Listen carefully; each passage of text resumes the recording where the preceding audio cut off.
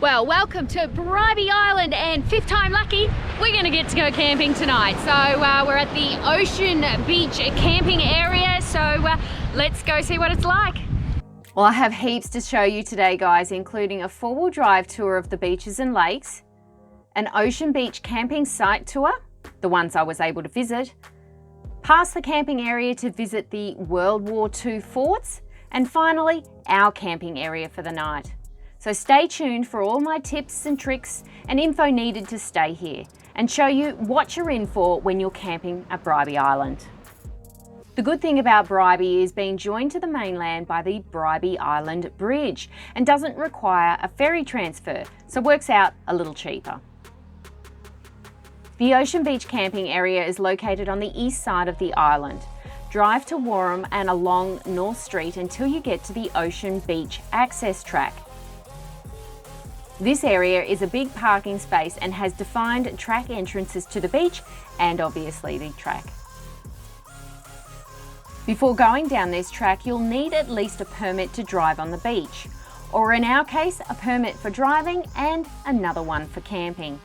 This car park is also the best area to reduce the air out of your tyres, around 20 to 25 psi, to prepare for the beach driving. You'll need to do some other preparation for the journey by accessing and checking out the Bribie Island beach tide times. Also handy to take a look at the beach before you take off down the tracks. Driving within 2 hours of either side of high tide is actually not allowed or advisable, and even better outside 3 hours. Your time of travel will factor in on the water levels, the weather and the swells. Therefore, it helps to be knowledgeable about four-wheel drive safety and driving on beaches. Driving 2 to 3 hours after the high tide is the best and will allow you the most time on the beach for exploring or finding your campsite, especially if you're only doing a day trip. After all the formalities, you can take off down the sandy track, which is a very thick, fine sand until you get to the beach. It can be very rough and your car will be bouncing all over the place. Make sure the stuff in the back of your car is also secured or tied down. At some point you will go through a security gate and cameras which will be scanning for your number plate. This you're providing them when you purchase the permit. This road is only 2 kilometres long to get to the beach, but will take you about 10 minutes. It's a slow journey. Watch out for cars coming in the opposite direction. Don't overtake any other cars and make sure you stay a fair distance away from the other vehicles.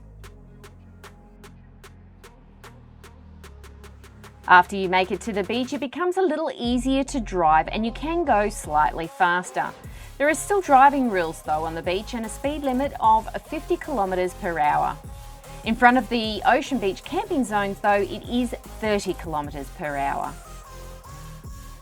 It's handy to slow down if you see people. Kids can unexpectedly run into the beach in front of you. There's also a lot of wildlife around and why seatbelts are still mandatory. General safety rules do apply by keeping to the left of oncoming traffic, using the indicators and no passengers riding outside of the vehicle. So first stop here is Norfolk Creek, another tea tree stained creek that you'll find in this area, and the water level is actually quite low at the moment, but this is the reason why we've had so much trouble trying to camp here, is because the water levels have been too high to actually go over the top of them. So but probably in the summertime, awesome spot to swim.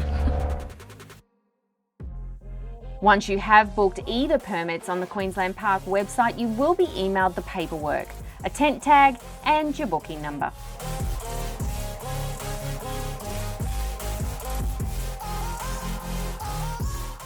So second stop, and Mermaid Lagoon this time. It looks like someone's actually stuck in the soft sand behind us, but this is one of the biggest lagoons in the area. So I'm going to get the drone up and get some footage and see how much is actually here.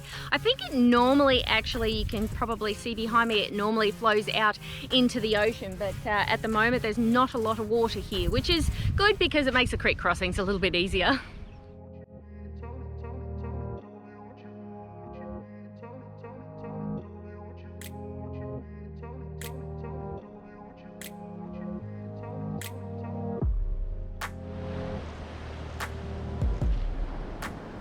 Mobile data service is available on Bribie Island and in the National Park. However, this can be intermittent in some areas and not always fast.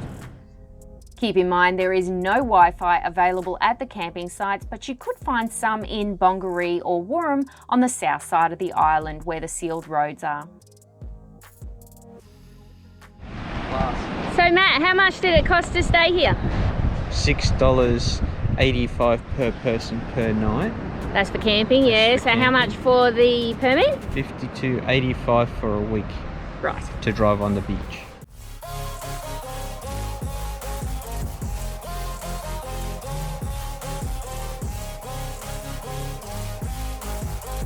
So obviously you don't need to pay for the camping to come onto the beach, so you can come here for a day trip and just pay the $52 fee. Otherwise, if you're camping, you have to pay for both the camping and the permit, depending how long you're actually staying here.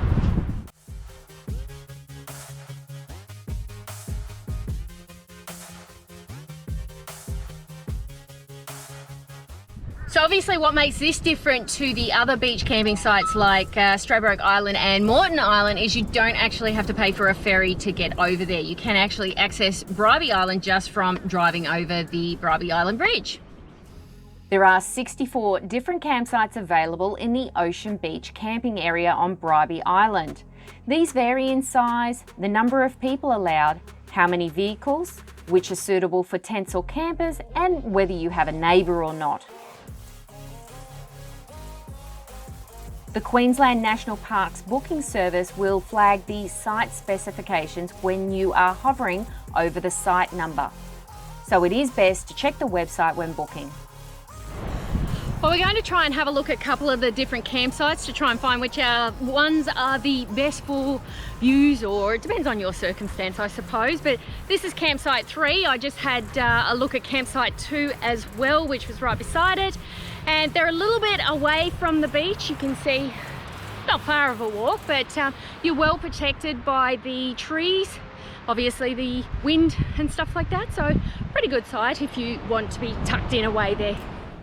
This is site 5, a little bit back from the beach.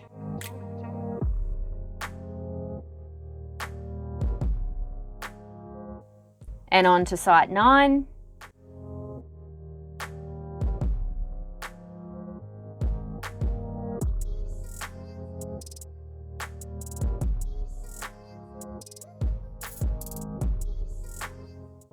Campsite 10.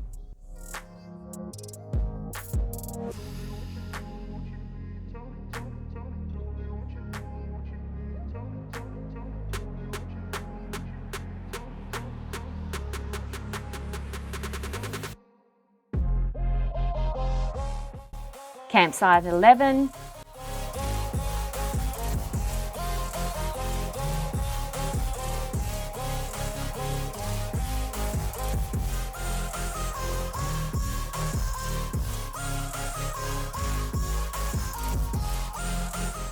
This is a large one that we entered from site 37 to 53.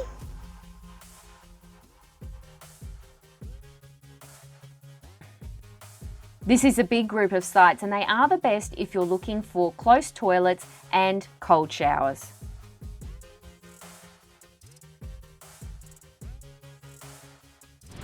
Well, it's school holiday time at the moment, and unfortunately I couldn't check out too many sites because there were people actually on them. So, but what I did see was pretty much most of them are actually up in and over the first lot of June, so not direct access to the beach. However, those sites are nicely covered in trees and obviously keep you protected from the wind and the ocean water coming off the beach and stuff like that. So, but if you are looking for a site that's actually got where you set up and access looking over the beach, probably site 9 and 10 would be my picks for that. So, and hopefully we can actually get in there next time. We're currently booked in at site 54. Because it was hard to get in at the time. Before we check out our site and settle in for the night, we decided to drive further past the Ocean Beach camping area and visit the forts. We wanted to go and drive down and see the forts, which were part of, was it World War II, was it? Yeah, okay, but unfortunately, There's a blockage and you're not allowed to drive past there at the moment, which I know you used to be able to, so I'm not sure why it's blocked off at the moment. But anyway, it's a 1.5 kilometre walk down there, so we got nothing else to do, so we're going to go for a walk and check it out.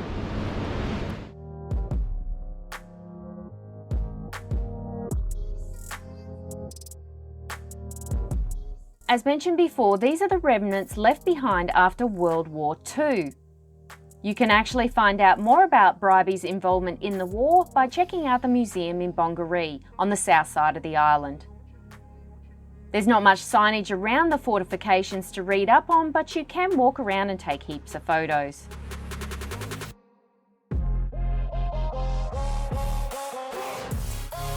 These remnants include the Northern Searchlight, a battery plotting room, mine control bunkers, and the number 1 and 2 guns.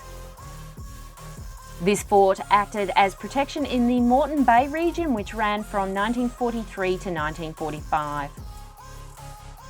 Bribie Island is relatively flat and the northern end is affected by shifting dune formations and tidal erosion. As a result, some of the remaining structures do not have the same position in relation to the shoreline as when they were constructed. Keep in mind that these can be dangerous and are eroding away on the beach, so please don't touch or climb on any of the fortifications. It took us about an hour to walk back and forth from the forts, and now it's time to get back to our site and set up. If you want to see the other things to do on Bribie Island, I did release a video a few months ago on the sealed road locations down at Warrum and Bongaree, so I'll put that link in the description below. We were booked into Site 54 at this time, which wasn't our first choice, but nice and enclosed in the trees for protection. Driving on the beach is pretty easy, but you might need to take a bit of a run up when entering the sites, due to the fine soft sand.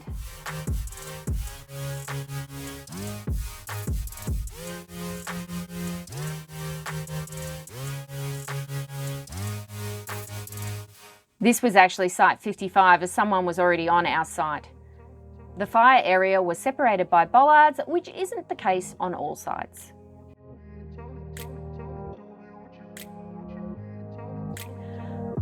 We're definitely not used to winter camping in the swag, so we brought along some added things to help keep warm. We used the interlinkable rubber mats on the ground, covered with a picnic blanket. With the swag, we use the mattress that comes along with it and the self-inflating mattress, sleeping bags underneath and plenty more on top. This took us about 15 minutes to set up and ready to relax. It was also really warm that night too. The ocean beach camping sites are mostly off-grid and you will need to be self-sufficient to camp there. This means that there are no toilets, no showers, no water, and you must provide your own sleeping and cooking facilities. However, as mentioned before, if you're on Site 37 to 53, they are all grouped together with the bush toilets, cold showers and a dump point, and toilet waste disposal. Anyone staying at the ocean camping sites are welcome to use these facilities, but other sites will need to drive or walk to get there. There were a couple of kangaroos that came to visit our site tonight, but they can be a bit skittish, so try not to move around too much. Plus, you'll always find the kookaburras around, especially when you're cooking. Apart from the firewood, we also brought along some pine cones to help start the fire quicker. You will need to bring along your own milled or purchased firewood to use in the fire pit. As you're in National Park, which are protected areas, you can't use any branches on the ground or chop down any of these surrounding trees. There are heavy fines if you're caught doing so. Eventually, we chilled with a couple of drinks and sat by the fire to relax, listening to some tunes. So we're all settled in now. I just wanted to mention that sometimes you'll find that Bribie Island is hard to get into, especially on a Saturday night. Sometimes you'll find that you'll have to book like 6 months in advance. But if you're very flexible with your dates and you can book last minute, there's a lot of people that you'll find that will cancel their booking on a Thursday night, or Thursday or Wednesday, Thursday, and you can actually get a booking. So if you're flexible with your dates and you can go last minute, book in the last couple of days and you can get in on a weekend. We did walk down to the beach later on, closer to sunset, but as the Ocean Beach camping site is on the east side of the island, it's much better for sunrise if you want to get up that early. Keep in mind we are in a national park, so that means that there's No domesticated animals allowed on the beach. right, yeah, so this means no cats and dogs. If you are wanting a camping spot where you do want animals or dogs, you might want to try Flinders Beach at Stradbroke Island. I'll link a video in the description below. We stayed there last year and it's a pretty good spot on the beach as well. There are plenty of other things to do while you're camping on Bribie Island, like swimming in the beach, paddle boarding, jet skiing, hiking through the national park or down the beach, or lastly, fishing. People often tend to stay here for a few days to a week, and it's a great way to escape reality so close to Brisbane City. The morning rises and I did manage to catch some of it. Time to make that morning coffee. And then some breakfast. What are you making, Chris? Scrambled eggs.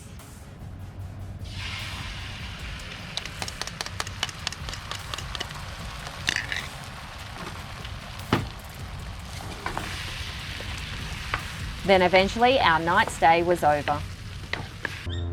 We've got some pretty birds singing in the background, but we're about to pack up and head off home. So had an awesome trip, but if you're looking for other camping sites in and around Brisbane or southeast Queensland, click here and check out these ones.